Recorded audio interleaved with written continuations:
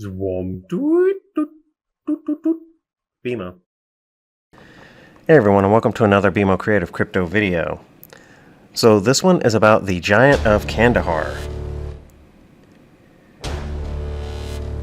The Giant of Kandahar was an enormous humanoid creature encountered and killed by a group of American Army soldiers on a mountainside in Afghanistan. A soldier told the story of an occurrence which is still classified by the US government, and it even aired on a popular radio show called Coast to Coast. The events were reported to have happened in 2002 in a desert part of Afghanistan when a U.S. Army squad went missing. A Special Ops Task Force, branch unknown, possibly Rangers considering that the missing squad was Army, they were sent to find out what happened. And the soldiers tracked from the missing POO, otherwise known as a point of origin, and ended up walking along a ragged mountainous trail until arriving at the entrance of a large cave. There were pieces of broken US military equipment around, from what I can remember, and gear was scattered all over the place in front of this cave.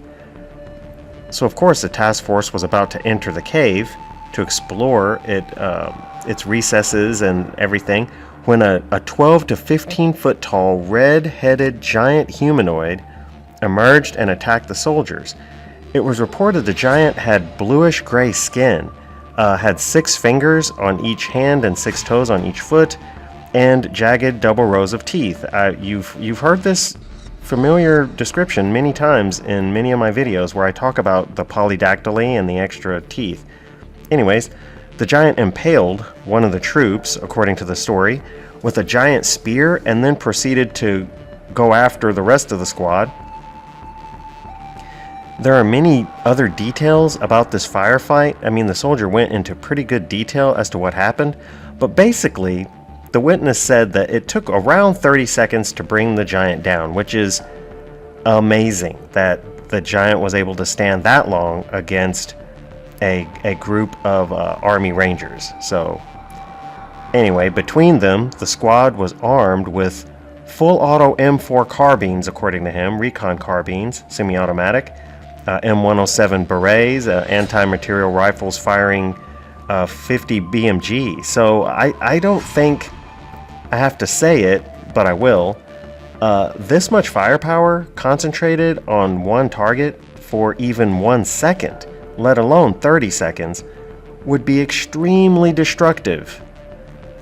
Okay, anyway, the giant was described as wearing animal hide sandals to protect its feet, like moccasins kind of, and smelled like dead bodies. The giant's body was airlifted back to the squad's base by a helicopter in a net. From there, it was loaded into an aircraft and taken away, never to be seen again by these soldiers, according to the witness. And they were made to sign non-disclosure paperwork to stop the word spreading of their encounter, but so many people saw this thing. The witnesses stated that he broke his silence because people have a right to know what's going on their planet, and that pretty much is the story. Or is it? So I've done my research on this, of course, and this one I can't confirm or deny whether this event actually happened. But I can tell you, the person that told the original story got the small military details correct. I can tell you also that I've been to Bagram, Kandahar, Jalalabad, and several other places in Afghanistan when I was deployed, and every place I went, some of the LNs, otherwise known as local nationals, that worked on base and at the FOBs, otherwise known as forward operating bases. If you notice, like military and government, DOD, we like, everything's in acronyms, okay? So it's a FOB. There were many LNs there that told me that they worshipped or they worked for something called a ghoul or a Kalon, which are names for giants in the Dari language. So Some people think it's a hoax, and maybe it's all just a fake story. I'm thinking it's true.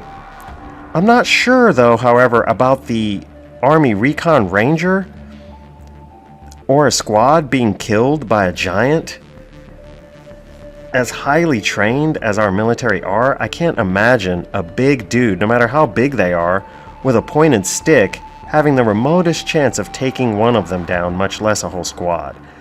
I'm thinking that probably the missing squad may have been killed by some of these people that worship these Ghoul or Kalan, and they did it with firearms, you know, like modern day, a modern day ambush, basically. And the locals gave these bodies to the giants. Now that's more probable. More than likely, the giant came out of the cave and was mowed down immediately. And maybe that ranger that they say the giant stabbed was hit by crossfire from all of the commotion from that thing just running out at them.